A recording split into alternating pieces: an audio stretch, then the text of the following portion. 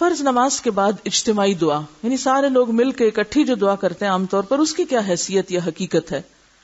فرض نماز کے بعد اجتماعی دعا کے ثبوت میں کوئی مقبول حدیث نہیں ہے، ہر ایک کو اپنی اپنی کرنی چاہیے۔ نہایت تعجب کی بات ہے کہ رسول اللہ صلی اللہ علیہ وسلم مدینہ منورہ میں 10 سال رہے، 5 وقت نمازیں پڑھائیں، صحابہ کرام کی کثیر تعداد نے آپ کی اقتداء میں نمازیں پڑھی، مگر ان میں سے کوئی ایک بھی اجتماعی دعا کا ذکر نہ کرے تو یہ اس کے بطلان کی واضح دلیل ہے۔ یعنی کوئی سنت طریقہ نہیں ہے کہ فرض نماز پڑھ کے پھر امام دعا مانگے اور سب پیچھے پیچھے آمین کہے۔ فرض نماز کے بعد ایسا کرنا سنت سے ثابت نہیں ہے۔ الگ الگ دعائیں تو سب موجود ہیں جو پیچھے گزری۔ مولانا عبد الرحمن مبارک پوری کہتے ہیں کہ اگر کوئی انفرادی طور پر نماز کے بعد ہاتھ اٹھا کر دعا مانگ لیتا ہے تو اس میں کوئی حرج نہیں۔ امام ابن تیمیہ، ابن قیم، ابن حجر اور بہت سے محققین علماء نے فرض نماز کے بعد مروجہ اجتماعی دعا کا انکار کیا ہے اور اسے بدعت کہا ہے۔ رسول اللہ صلی اللہ علیہ وسلم نے فرمایا، ان قریب میری امت میں ایسے لوگ پیدا ہوں گے جو پانی کے استعمال میں اور دعا کرنے میں حد سے تجاوز کریں گے، یعنی جو حدود میں نے بتا دی، جو طریقے، وہ ان سے آگے بڑھ جائیں گے۔ اجتماعی دعا کی دلیل میں بیان کی جانے والی تمام روایات ضعیف ہیں، تفصیل حسب ذیل ہے۔ حضرت انس رضی اللہ عنہ سے روایت ہے کہ جو بندہ ہر نماز کے بعد اپنے دونوں ہاتھ پھیلا کر دعا کرے، اللہ تعالیٰ اس کے ہاتھوں کو نامراد نہیں لوٹاتا۔ اس کی سند میں اسحاق بن خالد ہے جو منکر احادیث روایت کرتا ہے۔ امام احمد بن حنبل فرماتے ہیں کہ اس کے ایک اور راوی عبدالعزیز بن عبد الرحمن کی خصیف سے بیان کردہ روایات جھوٹی اور من گھڑت ہوتی ہیں۔ خصیف کا انس سے سوا معلوم نہیں۔ علاوہ ازیں اس روایت میں اجتماعی دعا کا کوئی ذکر نہیں۔ یزید بن اسود عامری کہتے ہیں کہ رسول اللہ صلی اللہ علیہ وسلم نے نماز فجر کا سلام پھیرا اور دونوں ہاتھ اٹھا کر دعا مانگی۔ اس حدیث کی سند حسن ہے، مگر عبید اللہ رحمانی مرحوم لکھتے ہیں کہ کتب احادیث کے اندر اصل حدیث میں ورفع یدیہ فدعا، دونوں ہاتھ اٹھا کر دعا مانگی کے الفاظ موجود نہیں ہیں۔ علاوہ ازیں اس میں بھی اجتماعی دعا کا ذکر نہیں۔ حضرت عبداللہ بن عمر اور عبداللہ بن زبیر دعا کرتے تھے اور آخر میں اپنی دونوں ہتھیلیاں اپنے منہ پر پھیرتے تھے۔ اس سلسلے میں پیش کی جانے والی تقریباً تمام روایات نہ صرف یہ کہ سخت ضعیف ہیں بلکہ ان میں اجتماعی دعا کا ذکر تک نہیں۔ بعض احادیث کا موقع و محل تو کچھ اور ہے، مگر انہیں زبردستی زیر بحث اجتماعی دعا کے ساتھ نصحی کر دیا گیا ہے، یعنی نماز کے بعد نہیں۔ کیا فرض نمازوں کے بعد ہاتھ اٹھا کر اجتماعی دعا کرنا بدعت ہے؟ اس سلسلے میں درج ذیل امور قابل غور ہیں۔ نمبر 1، ہاتھ اٹھا کر اجتماعی دعا کرنا ایک مستقل عبادت ہے جو غیر موقت ہے، کسی وقت بھی کی جا سکتی ہے، اور جن مواقع پر اس کا اہتمام کرنا سنت سے ثابت ہے انہی کو ترجیح دی جائے گی۔ یعنی ایک بات ہے نماز کے بعد اجتماعی دعا کرنا، اور ایک ہے نماز کے علاوہ کسی بھی وقت اجتماعی دعا کر لینا، اکٹھے دعا کر لینا۔ تو ان دو چیزوں میں فرق ہے۔ نماز کے بعد تو کوئی سنت نہیں ہے کہ اکٹھے مل کے اس طرح ہاتھ اٹھا کے دعا کی جائے، لیکن کسی اور موقع پر کی جا سکتی ہے، اور وہ غیر موقت، یعنی اس کا کوئی وقت مقرر نہیں ہے۔ ہاں، جو سنت میں اوقات ایسے ہمیں ملتے ہیں کہ جس میں صحابہ اور آپ نے اکٹھے دعا کی، ان مواقع کو پھر ترجیح دی جائے گی۔ ٹھیک ہے۔ نمبر 2، جو عبادت ہر وقت جائز ہو، اگر آپ اپنی سہولت کے لیے اسے کسی خاص وقت میں روزانہ کرنا چاہتے ہیں تو اصولی طور پر یہ بھی جائز ہے۔ ٹھیک ہے، یعنی جو عبادت کسی بھی وقت کی جا سکتی ہے، مثلا نفل پڑھے جا سکتے ہیں، دعا مانگی جا سکتی ہے ہاتھ اٹھا کے، ویسے تو اگر آپ اس کو خود اپنے ذاتی طور پر اس کی پابندی شروع کر دیں تو اس کی اجازت ہے۔ اس کی دلیل کیا ہے؟ اللہ تعالیٰ کا وہ عمل زیادہ محبوب ہے جس پر ہمیشگی کی جائے اگرچہ تھوڑا ہو، سمجھ گئے؟ لیکن کسی کے لیے یہ جائز نہیں کہ تمام جائز اوقات کو چھوڑ کر صرف ایک وقت کو عملاً فرض کا درجہ دے کر دوسرے مسلمانوں کو اس کا پابند بنائے، کیونکہ جب شریعت نے اس وقت کو مسلمانوں پر مقرر نہیں کیا تو یہ کیوں کرے؟ مثلاً اگر مختلف افراد روزانہ مختلف اوقات میں قرآن پاک کی مختلف صورتیں پڑھتے ہیں تو یہ عمل جائز ہوگا۔ کسی نے مجھے لکھ کے دیا میں ظہر کے بعد یہ صورت پڑھتی ہوں، عصر کے بعد، مغرب کے بعد، وہ اپنا ایک عمل ہے، اپنی ایک پابندی۔ جیسے آپ کو یہ کہا جا رہا ہے کہ یہ آیات جو اب آپ یاد کر رہے ہیں دن کی نمازوں میں اسے بار بار دہراتے رہیں تاکہ آپ یہ حفظ کا حصہ بھول نہ جائیں۔ اب آپ نے مقرر کر لیا میں فجر میں یہ پڑھوں گی، ظہر میں، عصر میں، مغرب میں، تو یہ آپ کا انفرادی عمل، آپ ایسا کر سکتے ہیں، ٹھیک ہے، لیکن آپ دوسروں کو پابند نہیں بنا سکتے۔ مطلب مجھے کوئی حق نہیں کہ میں آپ سب کو کہوں آج کے بعد آپ سب فجر کی نماز میں سورۃ البقرہ اتنی اور اتنی آیتیں پڑھا کریں۔ کیوں؟ یہ ایک شریعت مقرر کرنا جس کا مجھے حق نہیں. ہاں انڈیویجولی اگر میں اپنے لیے کوئی ایک عبادت خاص کر لیتی ہوں اپنی سہولت کے لیے تو کوئی بات نہیں، کیونکہ کوئی بھی کام اگر پابندی کے ساتھ کیا جاتا ہے تو وہ پسندیدہ کام بن جاتا ہے، لیکن دوسروں کے اوپر اسے مسلط نہیں کرنا چاہیے، اس سے دین مشکل ہوتا ہے. اب یہاں بھی یہ کیوں کہا جا رہا ہے کہ فرض نماز کے بعد ایسا نہ کیا جائے؟ مجھے ایک آدھ دفعہ ایسی کسی مسجد میں نماز پڑھنے کا اتفاق ہوا جن کے جو امام صاحب تھے نماز کے بعد انہوں نے دعا مانگنی شروع کر دی. اتنی لمبی دعا، معلوم نہیں کہاں کہاں کی irrelevant دعائیں. دیکھیں نا، دعا بھی ایک طرح سے ایک حاجت اور ایک ضرورت کو سامنے رکھ کے ہی مانگی جاتی ہے نا، کسی موقع محل کی مناسبت سے ہی مانگی جاتی ہے. اگر شادی کا موقع ہوگا تو آپ کیا دعا مانگیں گے کہ مجھے قبر کے عذاب سے بچا؟ اس موقع کی دعا کیا ہے؟ آپ صلی اللہ علیہ وسلم نے مختلف مواقع کی دعائیں بتائی ہیں نا جو اس موقع کی مناسبت سے مانگی گئی ہیں. صبح اٹھنے کی دعا رات کو سونے کی دعا سے فرق ہے یا نہیں؟ یہ تو نہیں کہ اگر آپ دعا مانگنے لگے تو آپ ہر وقت ہر ہی چیز مانگنا شروع کر دیں، اور فرض نماز کے بعد ان دعاؤں کو جو مسنون ہے انہیں چھوڑ کر آپ معلوم نہیں کہاں کہاں دنیا بھر کے چکر لگا لیں اور ہر ایک کے لیے، اور پھر پرسنل اور انڈیویجول لوگ بھی کہہ دیتے ہیں، پھر لوگ ان کا نام لے کے وہ الگ دعائیں مانگنا شروع کر دیتے ہیں، اور اس سے باقی آڈینس کو کوئی دلچسپی نہیں ہوتی، لہٰذا وہ سب اپنی توجہ ہٹا بیٹھتے ہیں. اور بعض اوقات یہ ہوتا ہے کہ فرض کے بعد یکسوئی سے بندہ دعا مانگے اور اٹھ کے سنت پڑھے اور کام کو جائے، کیونکہ یہاں پر تو آپ کو جمعے کے دن چھٹی ہے، آپ جتنا مرضی مسجد میں بیٹھے رہیں. بعض ممالک ایسے ہیں کہ جہاں جمعے کے دن لوگ اپنے ڈیوٹی آورز میں سے 1 گھنٹہ آف لے کے، بعض اپنے پے کٹوا کے اور بعض کسی بھی اور وقت میں اس گھنٹے کو پورا کر کے وہ وقت لے کے مسجد میں آتے ہیں. اب ایسے ممالک میں بھی بعض ناسمجھ امام کیا کرتے ہیں کہ وہ یہ نہیں دیکھتے کہ لوگ کتنی دور سے آئے اور انہیں پھر واپس کام پہ پلٹنا ہے، انہیں نماز پڑھائیں اور فارغ کریں. اتنی دیر کا شاید خطبہ نہیں ہوتا جتنی دیر کی وہ دعا ہو جاتی ہے.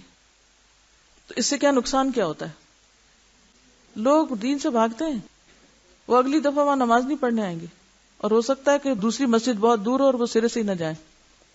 مثلا اگر مختلف افراد روزانہ مختلف اوقات میں قرآن پاک کی مختلف صورتیں پڑھتے ہیں تو یہ عمل جائز ہوگا. لیکن اگر کوئی مولوی صاحب یہ دعوت دینی شروع کر دے کہ تمام اہل اسلام روزانہ فجر کی نماز کے بعد 20 مرتبہ سورۃ القمر پڑھا کریں، اس کا یہ اور یہ ثواب ہے، پھر اس کے حلقے اثر میں آنے والے تمام مسلمان واقعتاً سختی کے ساتھ اس کی پابندی شروع کر دیں، تو ان کا یہ عمل محتاج دلیل بن جائے گا. دلیل لانی پڑے گی انہیں اس کے لیے. اگر شرعی دلیل میں اس کی صراحت آ جائے تو سنت ہوگا، ورنہ بدعت ہوگا. جو عبادت ہر وقت جائز ہے، اگر اسے آپ کسی خاص موقع پہ کرنا چاہتے ہیں تو احتیاطاً یہ معلوم کر لیں کہ کہیں اس موقع کے لیے شریعت نے کوئی فرض تو مقرر نہیں کیا، کیونکہ اگر اس موقع کے لیے شریعت نے کوئی فرض عائد کیا ہے تو پھر فرض ترک کر کے جائز کام میں لگے رہنا قطعاً جائز نہیں. مثلا نماز با جماعت کھڑی ہو اور جس نے یہی نماز جماعت کے ساتھ پہلے نہیں پڑھی، اس کے لیے جائز نہیں کہ وہ جماعت میں شامل ہونے کی بجائے سنتیں یا نوافل پڑھتا رہے. فرض کے وقت میں فرض پڑھے جائیں گے، کوئی درود، وظیفہ، دعا یا تلاوت کرتا رہے، کیونکہ ان جائز نیکیوں کو مؤخر کرنے کی گنجائش موجود ہے، کیونکہ موقع کے فرض کو بلا وجہ مؤخر کرنے کی قطعاً کوئی گنجائش نہیں. کیونکہ بعض اوقات لوگ یہ وظیفہ بتاتے ہیں نا کہ فجر کی سنتوں اور فرض کے بیچ میں کیا پڑھو، 41 بار سورۃ فاتحہ. دیکھیں سب کو پتا ہے، اسی لیے سب نے جواب دیا ہے. اب ایک شخص مسجد میں گیا ہے، اذان ہوئی ہے، مسجد گیا، سنت پڑھی ہے، امام صاحب فرض شروع کر چکے ہیں اور وہ کیا کر رہا ہے؟ بیٹھ کے 41 دفعہ سورۃ فاتحہ پڑھ رہا ہے، کیونکہ اس کو یہ پریشانی کہ اگر میں نے یہ نہ پڑھا تو میرا کام نہیں ہونا، لہٰذا جماعت سے اگر نماز جاتی ہے تو کوئی نہیں، میں بعد میں اپنے فرض پڑھ لوں گا لیکن یہ وظیفہ پورا کر لوں. تو جب فرض کا وقت آ جائے تو پھر نوافل اور ایسے اعمال اور اذکار کرنا درست نہیں. موقع کے فرض کو بلا وجہ مؤخر کرنے کی قطعاً کوئی گنجائش نہیں. اگر اس خاص موقع کے لیے شریعت نے کوئی سنت مقرر کر رکھی ہے تو بھی جائز کام کو چھوڑ کر سنت کو ترجیح دی جائے گی. اگرچہ سنت فرض نہیں، اسے کیا جائے تو بہت زیادہ ثواب ہے، اور اگر کسی وجہ سے کبھی چھوٹ جائے تو کوئی گناہ نہیں. مگر ایک موقع کی سنت کو جب ہمیشہ ترک کیا جائے گا تو گناہ لازم آئے گا، کیونکہ سنت چھوڑنے کے لیے نہیں، اپنانے کے لیے ہوتی ہے. اسے اپنانا ہی حب رسول کا تقاضا ہے، جبکہ اسے چھوڑے رکھنا اس سے بے رغبتی کی دلیل ہے کہ ہمیں کوئی انٹرسٹ نہیں ہے ان سنتوں سے. اور ارشاد پاک ہے، جس نے میری سنت سے بے رغبتی کی وہ مجھ سے نہیں، من رغب عن سنتی فلیس منی. اس کی مثال فرض نماز کے بعد لا الہ الا اللہ کا اجتماعی ورد ہے. اس میں کوئی شک نہیں کہ لا الہ الا اللہ افضل الذکر ہے، یعنی سب سے افضل ذکر، لیکن اسے کسی بھی وقت کرنا جائز ہے، اور چونکہ فرض نماز کے بعد والا وقت بھی اوقات میں سے ایک وقت ہے، لہٰذا اگر کوئی شخص کسی فرض نماز کے بعد اپنے طور پر لا الہ الا اللہ کہہ دیتا ہے تو جائز ہے۔ لیکن جب ہم یہ دیکھتے ہیں کہ فرض نماز کے فوراً بعد نبی اکرم صلی اللہ علیہ وسلم کا معمول اور سنت کچھ اور ہے، تو پھر ہر فرض نماز کے بعد ہمیشہ لا الہ الا اللہ کا ورد کرنے کا مطلب یہ ہے کہ اس موقع کی سنت کو ختم کر دیا جائے، کیونکہ لا الہ الا اللہ کا ورد مؤخر ہو سکتا ہے۔ مؤخر کا کیا معنی ہے؟ بعد میں کیا جا سکتا ہے، لیکن نماز کے بعد والے مسنون اذکار اور دعاؤں کو ہمیشہ مؤخر کرنا کسی بھی طرح جائز نہیں۔ ویسے بھی کورس کی شکل میں بلند آواز سے لا الہ الا اللہ کے اجتماعی ورد کی پورے عہد نبوت میں کوئی مثال نہیں ملتی کہ مسجد میں ساری مسجد مل کر ایک نعرے کی شکل میں اجتماعی ورد کرے۔ صحابہ کرام سے ایسی کوئی دلیل نہیں ملتی کہ انہوں نے کبھی آپ کی موجودگی میں ایسا کیا ہو۔ اگر کسی موقع کی سنت کے ساتھ ایک اور سنت آ ملے تو دونوں سنتوں کو بجا لانا درست ہوگا۔ اب انہوں نے یہ بتایا نا، فرض اور سنت میں سے کس کو ترجیح دینے کی؟ فرض کو۔ سنت اور عام جائز کام میں سے سنت کو، اور سنت کے بیچ میں اگر کوئی فرق کرنا تو کیا کیا جائے گا؟ مثلا کسی فرض نماز کی جماعت ہوئی، امام صاحب نے سلام پھیرا، امام صاحب اور مقتدی حضرات مسنون اذکار اور دعا میں مصروف ہو گئے، اچانک کسی نے کہا بیماروں کے لیے دعا کریں، یہ فلاں شخص بیمار ہے اس کے لیے دعا کریں، تو کسی کے مطالبے پر دعا کرنا بھی سنت ہے، لہذا دعا کرنا جائز ہوگا۔ یعنی ایک مسنون کام آپ کر رہے ہیں، ایک اور مسنون کام اوپر سے آ پڑا ہے، اور اگر وہ تقاضا کرتا ہے کہ پہلے کر لیا جائے کہ بھول نہ جائے، تو اس وقت دوسری سنت کو لے کر پہلی سنت بعد میں پوری کی جا سکتی ہے۔ یاد رکھیے، ہاتھ اٹھا کر اجتماعی دعا کرنا نہ تو فرض نماز کا حصہ ہے اور نہ ہی بعد والے مسنون اذکار کا حصہ، اس لیے اس کا دائمی اہتمام کرنا درست نہیں، کیونکہ فرض نماز ایک الگ عبادت ہے اور ہاتھ اٹھا کر اجتماعی دعا کرنا ایک الگ عبادت ہے۔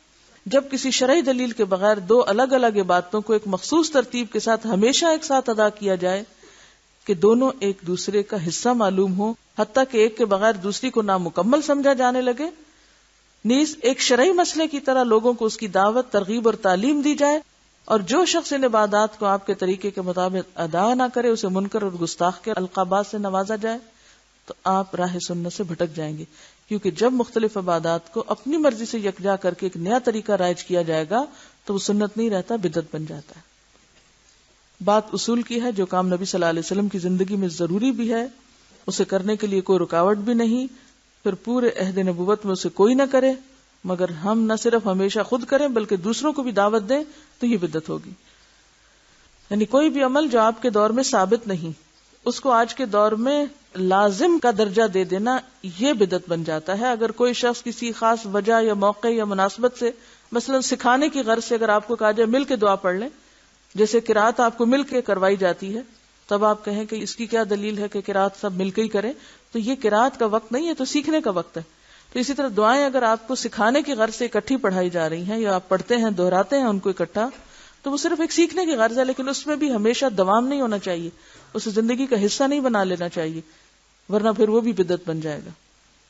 سوال پیدا ہوتا ہے کہ کیا عہد نبوت میں فرض نمازوں کے بعد ہاتھ اٹھا کر دعا کا اجتماعی اہتمام تھا؟ اس میں کوئی رکاوٹ تھی؟ نہیں تھی۔ پھر اگر کسی فرض نماز کے بعد اس کا اہتمام نہیں کیا گیا تو اس سے معلوم ہوا کہ اس کا اہتمام نہ کرنا سنت ہے، کیونکہ ناممکن ہے کہ ایک چیز دین بھی ہو اور عہد نبوت میں کر سکنے کے باوجود اسے کوئی نہ کرے یا اسے کیا گیا ہو مگر مقبول احادیث کے وسیع ذخیرے میں وہ کہیں کسی کو نظر نہ آئے۔ انسان فطرتاً سہولت پسند ہے، اسے مسنون دعائیں یاد کرنا گراں گزرتا ہے کیونکہ اس کی مصروفیات بہت ہیں، لہذا فرض نمازوں کے بعد یکسوئی کے ساتھ 5-6 منٹ نہیں نکال سکتا۔ اس سنت سے پہلو بچانے کے لیے متبادل ایجاد کر لیا گیا ہے کہ مولوی صاحب سلام پھیرتے ہی ہاتھ اٹھائیں، چند مسنون غیر مسنون الفاظ پر مشتمل چھوٹے چھوٹے جملے بولیں، منہ پہ ہاتھ پھیر کر تمام نمازیوں کو فارغ کر دیں، جس کے بعد وہ سب مسنون اذکار پڑھے بغیر اٹھ کھڑے ہوں۔ اس بدعت کا یہ نقصان ہے نا، البدعۃ تمیت السنہ، بدعت سنت کی موت ہے، سنت ختم کر دیتی ہے۔ جہاں بدعت آئے گی وہاں سے سنت رخصت ہو جائے گی۔ اب امام صاحب کا سب کی طرف سے پڑھتے رہنا سب لوگوں کو دین کے ایک حکم پر عمل کرنے سے ایک طرح سے روک دیتا ہے۔ جب وہ ہمارے لیے دعا کر سکتے تو ہمیں کیا ضرورت ہے مسنون ذکر سیکھنے کی؟ ہم کیوں اپنے دماغ پہ زور ڈالیں؟ ہمارے پاس وقت نہیں، باقی سب دنیا کے کاموں کے لیے وقت ہے، ایک مسنون ذکر سیکھنے کا وقت نہیں۔ حالانکہ ہم نے پڑھا کہ آپ صلی اللہ علیہ وسلم قرآن کی سورت کی طرح یہ اذکار بھی سکھایا کرتے تھے جو چند مخصوص اذکار ہیں۔ تو اس لیے ہمیں ضرور اس موقع کی مناسبت سے اپنے اعمال کا جائزہ لینا ہے. در حقیقت یہ دعا نہیں، رسم ہے جو انتہائی نیک نیتی سے ہر فرض نماز کے بعد ادا کی جاتی. اس طرح غیر شعوری طور پر ایک سنت کو مٹانے کا گناہ کیا جا رہا ہے. افسوس کہ لوگوں کو بدعتوں پر عمل کرنے کے لیے تو بہت وقت مل جاتا ہے، مگر سنت اپنانے کے لیے وقت نہیں ملتا. جو شخص بدعت کی تردید کرے اسے سرے سے دعا کا منکر ہی بنا دیا جاتا ہے. وہ کہتے ہیں یہ تو دعا ہی نہیں کرنے دیتے، یہ تو دعا کرنے سے منع کرتے. اب جیسے بدعت کے طور پر قرآن پڑھنا جو ہمارے ہاں عام طور پر رائج ہو گیا، اور اس سے کوئی روکے تو کہتے ہیں وہ فلاں تو قرآن پڑھنے سے منع کرتی. اور سنت کا تارک سنی کہلاتا ہے. فرض نمازوں کے بعد مسنون اذکار اور دعاؤں کو چھوڑ کر ان کے متبادل کے طور پر لا الہ الا اللہ کے اجتماعی ورد اور ہاتھ اٹھا کر اجتماعی دعا مانگنے کو اس لیے بھی رواج دیا گیا ہے کہ یہ ہمارے مسلک کی علامت اور پہچان بن جائے، کیونکہ وہ باہر سے گزرتے ہوئے پتہ چل جائے گا کہ کس کی مسجد ہے جس میں یہ مخصوص ذکر ہوتا ہے. کیا کسی مسلک کے تحفظ کے لیے شرعی مسائل اور احکام کے ساتھ اس طرح کھیلنا جائز ہے؟ اسلام کا حکم کیا ہے؟ فرقہ واریت کو مٹایا جائے یا اسے فروغ دیا جائے؟ یعنی مخصوص امتیازی نشان بنا بنا کے اپنے آپ کو ایک جداگانہ حیثیت دی جائے؟ خلاصہ یہ ہے کہ فرض نماز کے بعد ہاتھ اٹھا کر اجتماعی دعا کرنا فی نفسی ہی جائز ہے.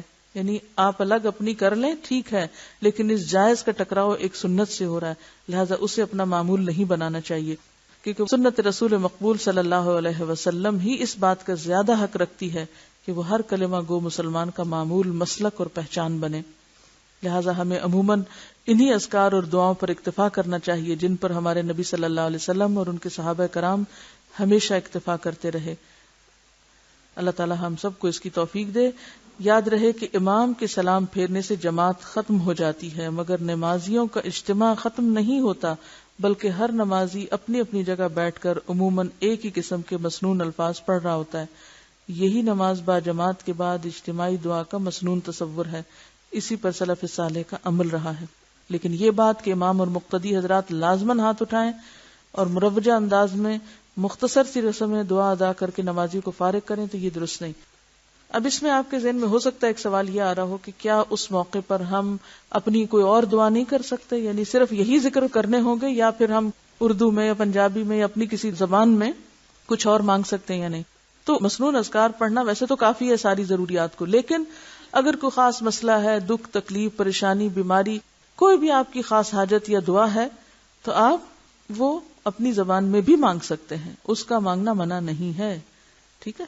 لیکن عام طور پر اگر یہ مانگنے کی توفیق ہو گئی تو گویا آپ نے سب کچھ مانگ لیا اور یہ بھی کافی ہو جائے گا. وآخر دعوانا ان الحمد للہ رب العالمین. سبحانک اللہم وبحمدک نشہد ان لا الہ الا انت نستغفرک ونتوب الیک.